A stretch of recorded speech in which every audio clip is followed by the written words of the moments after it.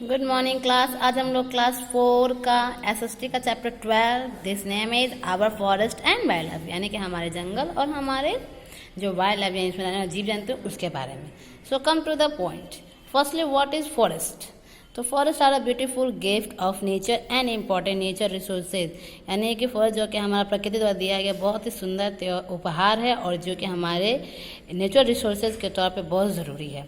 Forests are large area of land covered with the natural vegetation.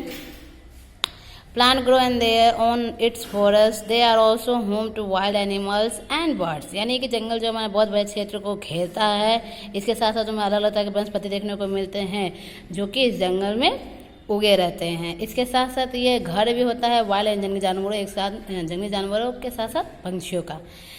Identically speaking, 1/3 of the total area of country should be under forest at present. Only 1/4 of India's total area is covered with forest. यानी कि हम लोग अगर देखा जाए तो 1/3 जो हमारे देश का जो टोटल एरिया है वो जंगल से घिरा हुआ और इसके अलावा जो 4th एरिया है जिसमें कि हमारा देखने को मिलता है जो only 1/4 is India's total area covered with forest.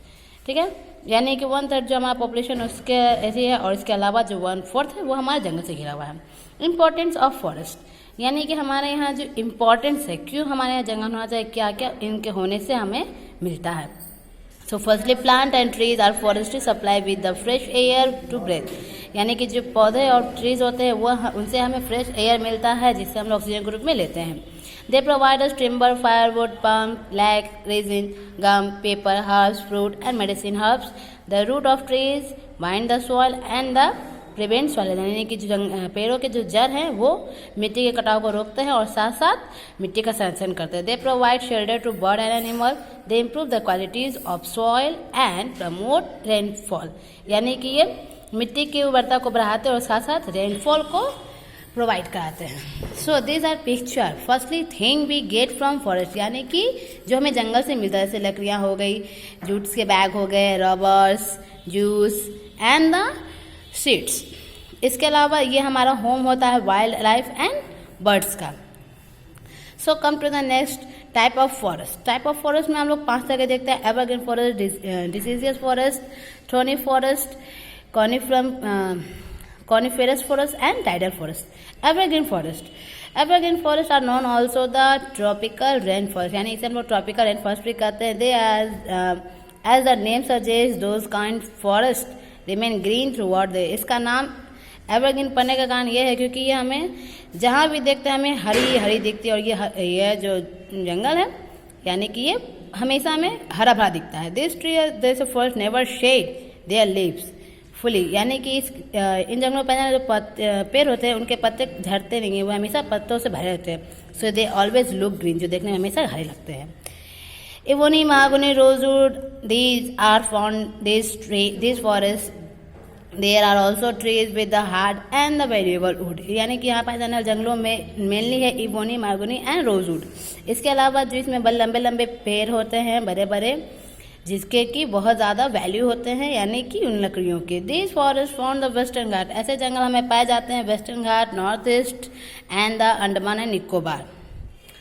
Come to the next deciduous forest. This trees in this forest shed their leave in the summer season, यानी कि इसके इन पेड़ों के जो इन जंगलों में पाए जाने वाले पेड़ होते हैं वे गर्मियों के दिनों में अपने पत्ते पेड़ों से क्या करते हैं, झड़ जाते हैं, जिसके कारण से हम लोग मानसून फॉरेस्ट भी कहते हैं। They are made of thick sal and the sandalwood forest, यहाँ पे पाए जाने इन पेड़ों से हम लोग ठीक यानी कि जो बड़े बड़े लकड़ी गुटके होते हैं साल और सैंडलवुड फॉरेस्ट यानी कि चंदन की लकड़ियों वाला जंगल देखने मिलता है। दिस फॉरेस्ट आर फाउंड, यानी कि ऐसे जंगल पाए जाते हैं foot hill in the Himalaya, यानी हिमालय की घाटियों में, दर्रों में, इसके अलावा साउदर्न प्लेटियों में।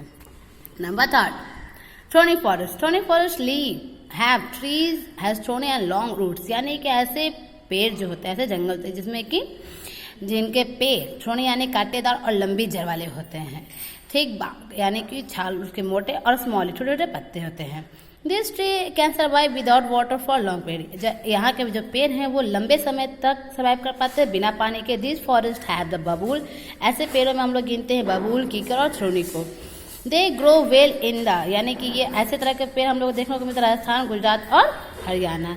And this is the picture India forest cover, यानी ये पिक्चर है जो कि हमारे पूरे इंडिया को कवर करता है ऐसे ऐसे एरिया में जहाँ पे हम लोग को डिफरेंट टाइप ऑफ फॉरेस्ट देखने को मिलता है, यानी कि evergreen forest, deciduous forest and the thorny forest. And come to the next,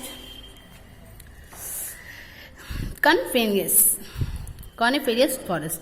coniferous forest are also known the mountain forest, यानी इस फॉरेस्ट को हम माउंटेन फॉरेस्ट यानी पहाड़ी जंगल भी कहते हैं। They are found in the higher Himalayas mountain, ये हमें देखने को मिलता है हिमालय की ऊंची ऊंची चोटियों पे। And the part of Nilgiri, जो कि नीलगिरी हिल्स का, नीलगिरी घाटियों का हिस्सा है।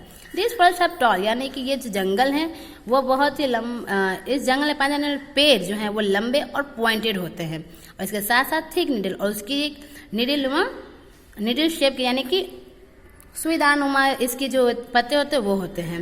दे wear wooden flower called cones, जो इनके लकड़ियां होते हैं उन्हें हम लोग कोन्स कहते हैं। टू विद स्टैंड स्नोफॉल, जो कि जो बर्फ होते हैं, स्नोफॉल होते हैं, उनसे ढके होते हैं। चेयर, इनमें पाए जाने वाले जो पेड़ होते हैं वो है हमारा chir, deodar, fir, spruce. They are main conifers tree. They give us, यानी इनसे हमें मिलता है resin and the turbines oil. Their pulp is used to make paper. And last, tidal forest.